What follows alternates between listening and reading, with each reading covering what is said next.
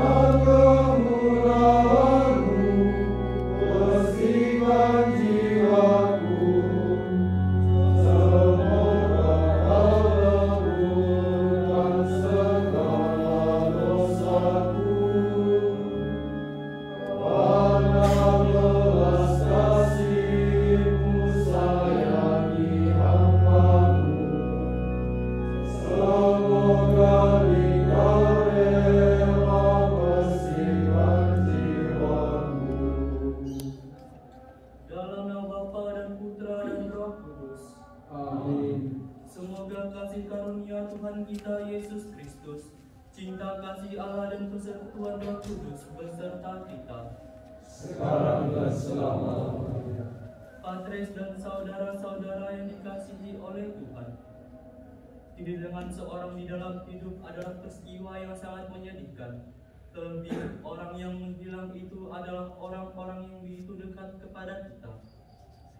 Yesus juga pada bacaan Injil hari ini mau menunjukkan kepada kita mengenai seorang anak yang menghilang dari bapaknya. Dengan memilih pergi untuk memuaskan hasratnya akan hal-hal duniawi, kita juga kerap kali meninggalkan Allah di dalam hidup kita, di mana kita menjauh dari Allah dan lebih memikirkan hal-hal duniawi daripada hal-hal surgawi. Kita juga kurang memahami akan rencana Tuhan di dalam hidup kita, memanggil panggilannya di dalam hidup kita. Maka dari itu, kita juga sadar bahwa kita kerap kali meninggalkan Allah di dalam hidup kita yang masih fana ini.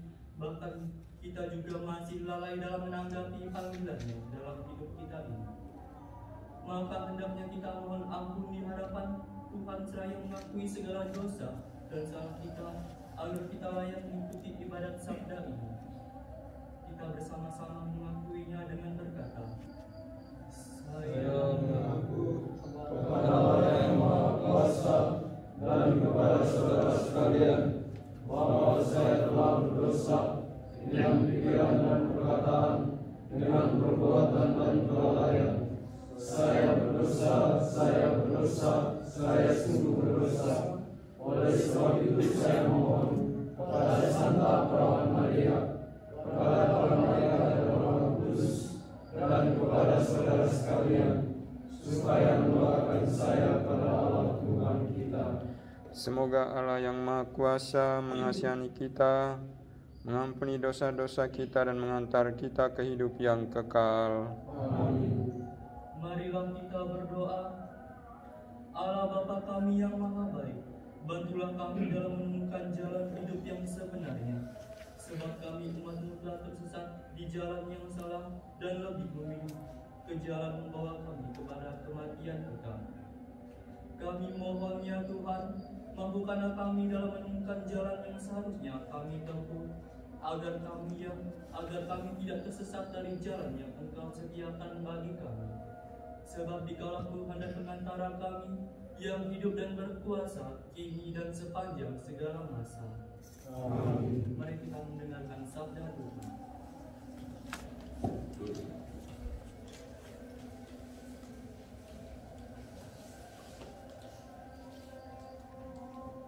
Bacaan dari Nubuat Mika.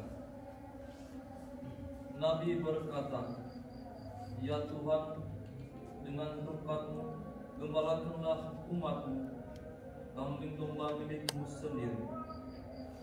Mereka terpencil mendiami rimba di tengah-tengah kebun buah-buahan. Biarlah mereka merumput di Basian dan Gilead, seperti pada zaman dahulu kala. Perlihatkanlah kepada kami tindakan-tindakan ajaib, seperti pada waktu engkau keluar dari Mesir. Adakah Allah lain seperti engkau, yang mengampuni dosa-dosa dan memaafkan pelanggaran yang dilakukan oleh sisa-sisa miliknya pada sendiri, yang tidak murka untuk selama-lamanya, melainkan berkenan pada kasih setia. Biarlah Ia kembali menyayangi kita, menghapuskan kesalahan-kesalahan kita, dan melemparkan segala dosa kita ke dalam tubir-tubir laut. Kiranya Engkau menunjukkan kasih setiamu kepada Yakub dan kasih-Mu kepada Abraham, sebagaimana telah Kau janjikan dengan sumpah kepada nenek moyang kami sejak zaman purbakala. Demikianlah sabda Tuhan. Syukur kepada Allah.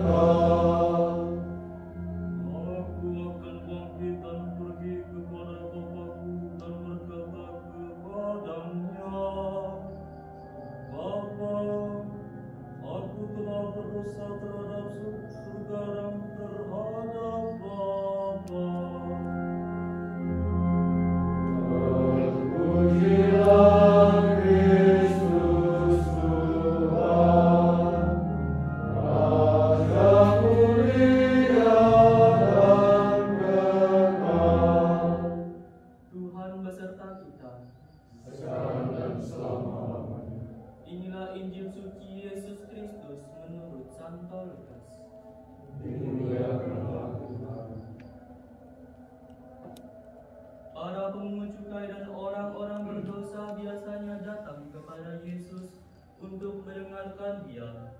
Maka bersungut-sungutlah orang-orang Farisi dan ahli-ahli Taurat. Katanya, Ia menerima orang-orang berdosa dan makan bersama-sama dengan mereka. Maka Yesus menyampaikan perumpamaan ini kepada mereka. Ada seorang mempunyai 2 orang anak laki-laki. Kata yang bungsu kepada ayahnya, "Bapa, berikanlah kepadaku bagian harta milik kita yang menjadi hakku." Lalu ayahnya membagi-bagikan harta kekayaannya itu di antara mereka.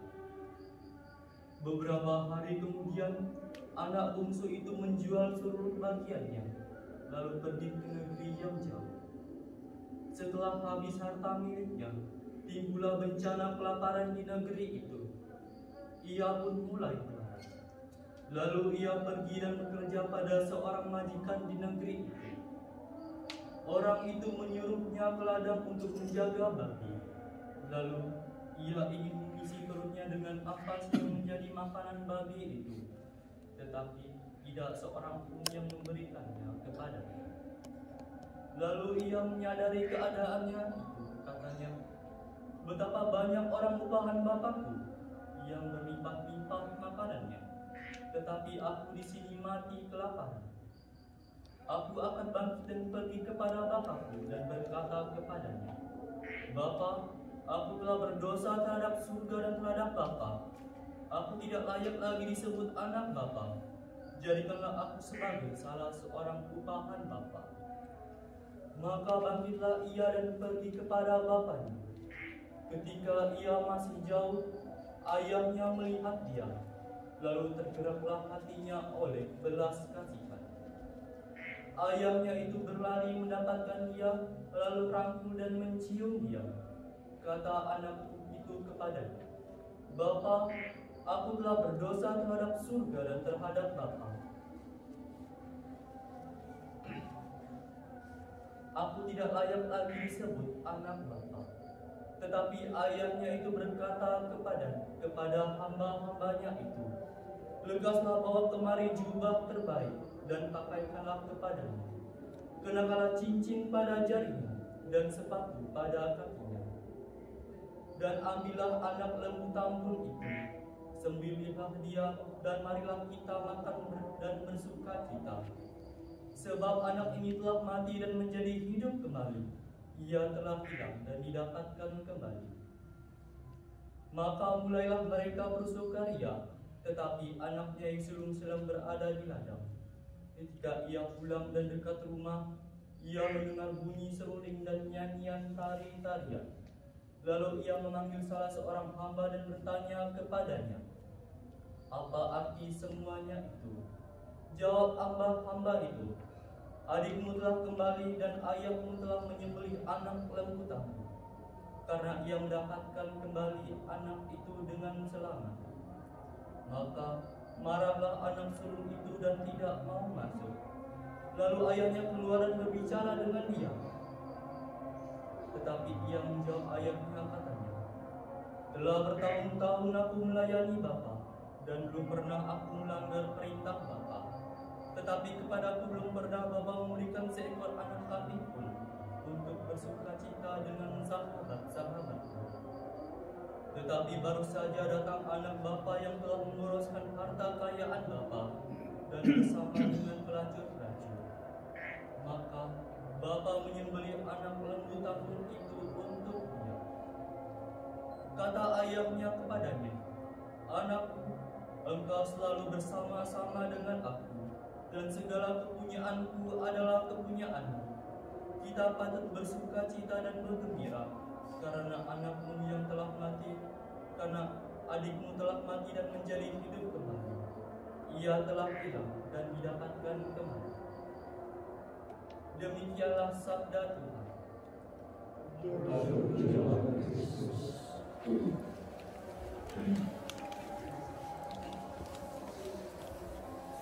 Patres dan saudara-saudara sekalian, Tupperware adalah sebuah alat yang disayangi oleh ibu-ibu di rumah. Saking sayangnya ibu terhadap Tupperware miliknya yang ada di rumah, tidak boleh seorang pun yang dapat menghilangkan benda tersebut ketika berada di dalam lemari penyimpanan barang. Ketika ibu-ibu tahu bahwa Tupperware miliknya menghilang di sebuah tempat yang jauh dan entah kemana keberadaannya, hal utama yang dapat dilakukan ialah mencarinya sampai dapat. Sebab ibu-ibu sangat sedih bila Tupperware miliknya menghilang begitu saja tanpa ada yang menemukannya. Ketika Tupperware yang menghilang tersebut telah kembali ke tangan ibu-ibu dengan kondisi yang sangat baik, maka sangat senanglah ibu-ibu karena Tupperware miliknya yang menghilang dapat ditemukan kembali dengan kondisi yang masih utuh. Patres dan teman-teman sekalian, pada bacaan Injil hari ini, penginjil Lukas mau menuliskan tentang seorang yang telah menghilang dari anggota keluarganya dengan tidak memberi kabar bahwa ia telah pergi dari rumah. seseorang itu adalah anak bungsu yang Yesus wartakan perumpamaannya untuk memberi pelajaran kepada para kaum Farisi dan ahli-ahli Taurat mengenai diri mereka yang selalu memandang sebelah mata keberadaan pemungut cukai dan orang-orang berdosa di kalangan bangsa Yahudi. Yesus juga pada pewartaan hari ini ingin mengajarkan satu makna terbesar di dalam hidup kepada saudara-saudara sekalian, di mana Ia datang bukan kepada orang-orang yang sehat, melainkan kepada orang-orang yang sakit. Sebab orang-orang sehat tidak memerlukan lagi dokter, karena mereka sudah sehat. Akan tetapi, yang memerlukan dokter adalah mereka yang sedang sakit dan yang sangat membutuhkan pertolongan. Yesus juga memberikan beberapa poin penting mengenai pewartaan Injil hari ini, di mana poin-poin itu berupa tugas utama Yesus ke dunia untuk menemukan orang-orang yang sudah hilang dari Bapanya, agar orang-orang yang sudah hilang dari Bapanya dapat kembali ke dalam pangkuannya di surga. Mengingat akan anak yang hilang dari Bapanya mau menunjukkan akan hilangnya Tupperware yang ada di rumah ke tempat yang susah dicari. Hilangnya Tupperware mau menggambarkan tentang hilangnya anak bungsu dari rumah sang Bapa. Bapa adalah gambaran Allah sendiri yang selalu menanti akan kedatangan umat-umat yang telah lama menghilang dari dirinya ke tempat yang sangat jauh. Dan umat manusia adalah gambaran anak yang menghilang dari bapaknya. Sebab manusia kerap kali menjauh dari Allah yang selalu mengasihi dirinya. Namun, karena kasihnya begitu besar kepada umat manusia, Ia merelakan putra tunggalnya untuk turun ke dunia mencari orang-orang yang menghilang, agar orang-orang yang menghilang dapat kembali kepada pangkuannya yang abadi. Hal ini dibuktikan mengenai salah satu sabda Yesus yang mengatakan bahwa Ia datang untuk mencari yang tersesat di tengah kawanan domba gembalaannya, agar yang tersesat dapat kembali kepada dirinya dengan keadaan yang sangat baik. Yesus adalah seorang ibu yang melaksanakan tugasnya untuk mencari Tupperware miliknya yang hilang di suatu tempat yang tidak ada mengetahuinya. Sebab tugas utama Yesus ialah mencari orang yang tersesat dari Allah seperti para pemungut cukai dan orang-orang berdosa lainnya. Yesus selalu hadir di tengah-tengah umatnya, baik itu umat yang memiliki dosa yang sangat besar hingga orang-orang yang murtad dari jalan yang lurus. Oleh karena itu, Yesus hadir untuk mencari yang tersesat dari jalannya supaya orang-orang yang tersesat dapat kembali kepadanya. Patres dan saudara-saudara sekalian, kita juga sebagai orang yang hilang dari Allah menyadari bahwa pribadi kita yang jauh dari Allah. Namun kita tidak menyadari hal itu karena kita menganggap diri kita selalu dekat kepada Allah. Melalui perumpamaan hari ini, Yesus mau menunjukkan kepada kita akan tugasnya di dunia, di mana tugas itu berupa amanat dari Allah sendiri untuk dirinya dalam menemukan umat yang menghilang dari Allah di segala penjuru bangsa. Cara Yesus untuk membawa kita kembali kepadanya ialah melalui suara yang berasal dari dalam hati kita. Untuk dapat membawa kita kembali kepadanya dengan cara Tuhan memanggil kita untuk kembali kepadanya. Kita juga kerap kali melalaikan suara Tuhan yang selalu memanggil kita untuk kembali kepadanya, sebab kita menganggap bahwa suara Tuhan hanyalah mainan saja dan tidak ada artinya sedikit pun. Sebab yang kita pikirkan hanyalah uang, waktu, dan kekayaan, karena semuanya itu lebih penting dari segalanya. Tuhan juga merelakan dirinya untuk turun ke dunia demi mencari kita yang telah menghilang dari Bapanya yang ada di surga. Kita malah berpaling dari jalan yang sebenarnya dan lebih memilih ke jalan yang lain, yaitu jalan-jalan duniawi. Sebab menurut kita, jalan-jalan yang enak adalah jalan-jalan yang menyimpang dari jalan yang sebenarnya. Kita juga merupakan gambaran dari anak yang hilang pada perumpamaan hari ini. Sebab kita kerap kali menduakan Allah dengan lebih memilih untuk meninggalkan Allah daripada mementingkan Allah di dalam hidup kita. Sebab menurut kita, harta duniawi lah yang lebih penting daripada harta surgawi. Kita juga sebagai para postulan hendaknya memahami akan panggilan Tuhan di dalam hidup kita. Sebab banyak orang yang dipanggil namun hidupnya sama seperti anak bungsu yang menduakan bapaknya. Kita hendaknya bertanya di dalam hati kita, apakah kita dipanggil untuk hal-hal surgawi atau kita dipanggil hanya untuk popularitas saja, seperti kisah anak yang menghilang dari bapaknya, hanya untuk mencari kenikmatan duniawi saja. Oleh sebab itu, marilah saudara-saudara, kita renungkan pertanyaan ini di dalam hati kita akan tujuan Tuhan memanggil kita di dalam rencananya. Sebab banyak orang dipanggil hanya untuk mencari popularitas duniawi saja, seperti kisah anak yang menghilang dari bapaknya, di mana ia lebih memilih jalan yang baru, yaitu jalan-jalan duniawi, daripada jalan yang sebenarnya, yaitu jalan kehidupan. Oleh sebab itu, pahamilah tujuan Allah memanggil kita untuk datang di sini. Apakah kita dipanggil hanya untuk surgawi, ataukah kita dipanggil hanya untuk kepentingan duniawi? Maka dari itu, kembalilah kepada Bapa dan pahamilah suaranya di dalam hati kita. Amin. Patres dan saudara-saudara yang terkasihi oleh Tuhan, setelah mendengar sabda dan merenungkan pesannya, mari kita mengungkapkan iman dan kepercayaan kita akan kasih dan penyertaannya dengan bersama-sama mengungkapkan, aku percaya. Aku percaya akan Allah, Bapa yang Maha Kuasa, Pencipta langit dan bumi, dan akan Yesus Kristus, Putranya yang tunggal Tuhan kita, yang dikandung dari Roh Kudus, dari Roh Maria, yang menderita segala dalam pemerintahan Pontius Pilatus, disayangkan wafat dan dimakamkan, yang hidup menepati nantian, pada hari ketiga bangkit dari antara orang mati, yang naik ke surga, duduk sebelah kanan Bapa yang Maha Kuasa, dari sini akan datang mengambil orang hidup dan mati. Aku percaya pada Roh Kudus, gereja Katolik yang kudus, persekutuan para kudus, pengampunan dosa, kebangkitan badan, kehidupan kekal. Doa umat.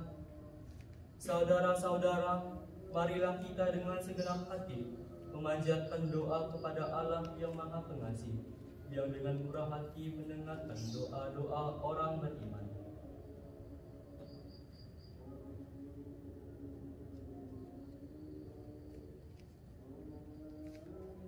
Bagi masyarakat yang sedang dilanda kesusahan, semoga Allah memberikan bantuan kepada orang-orang yang dilanda kesusahan melalui pertolongan orang yang ada di sekitar mereka, agar mereka dapat merasakan kerajaan Allah di dalam hidup mereka. Marilah kita mohon. Kabulkanlah doa kami ya Tuhan. Bagi orang yang telah tersesat dari jalan Allah, semoga orang-orang yang telah tersesat dari jalan Allah dapat kembali ke jalan yang sebenarnya dan menjadi pengikut Kristus yang setia. Marilah kita mohon. Kabulkanlah doa kami ya Tuhan. Bagi kaum papa dan miskin, semoga kaum papa dan miskin dapat kembali merasakan rezeki yang seharusnya mereka rasakan untuk memenuhi hidupnya sehari-hari. Marilah kita mohon. Kabulkanlah doa kami ya Tuhan. Bagi arwah-arwah yang ada di api penyucian, semoga arwah-arwah yang ada di api penyucian dapat kembali merasakan keselamatan kekal yang Yesus berikan kepada mereka yang telah meninggal. Marilah kita mohon. Kabulkanlah doa kami ya Tuhan. Demikian wujud doa kami yang haturkan kepadamu Tuhan, demi Kristus Tuhan dan pengantara kami yang hidup dan berkuasa kini dan sepanjang segala masa. Amin. Atas petunjuk penyelamat kita dan menurut ajaran ilahi, maka berakhirlah kita berdoa. Bapa kami yang ada di surga, dimuliakanlah namamu, datanglah kerajaanmu, jadilah kehendak-Mu di atas bumi seperti di dalam surga. Berilah kami rezeki pada hari ini, dan ampunilah kesalahan kami, seperti kami pun mengampuni yang bersalah kepada kami. Dan janganlah masukkan kami ke dalam percobaan, tetapi bebaskanlah kami dari yang jahat. Marilah kita berdoa. Allah Bapa kami bersyukur atas berkat penyertaan-Mu di dalam hidup kami hari ini. Semoga kami dapat memahami setiap sabda-Mu yang keluar melalui perkataan hari ini, sebab kami percaya dan yakin akan kuasa-Mu yang besar atas diri kami. Serta kami juga bersyukur atas santapan sabda-Mu yang menyenangkan hati kami yang lapar akan sabda-Mu. Semoga kami pun Engkau beri jalan yang lurus untuk dapat kembali kepadamu dengan sehat walafiat, dan semoga kami juga hidup seturut teladan Tuhan kami Yesus Kristus, yang hidup dan berkuasa bersama Dikau dalam persekutuan Roh Kudus, Allah, kini dan sepanjang segala masa. Amin. Tuhan sertamu, Dan sertamu juga. semoga mereka yang kita doakan, mereka yang kita janjikan doa, dan kita sekalian serta anggota keluarga kita masing-masing di rumah kita masing-masing senantiasa dibimbing, diberkati, dan dilindungi oleh Allah yang Maha Kuasa, Bapa dan Putra dan Roh Kudus. Amin. Saudara-saudara sekalian, ibadat sabda kita telah usai. Syukur kepada Allah. Marilah kita pergi, kita diutus. Amin.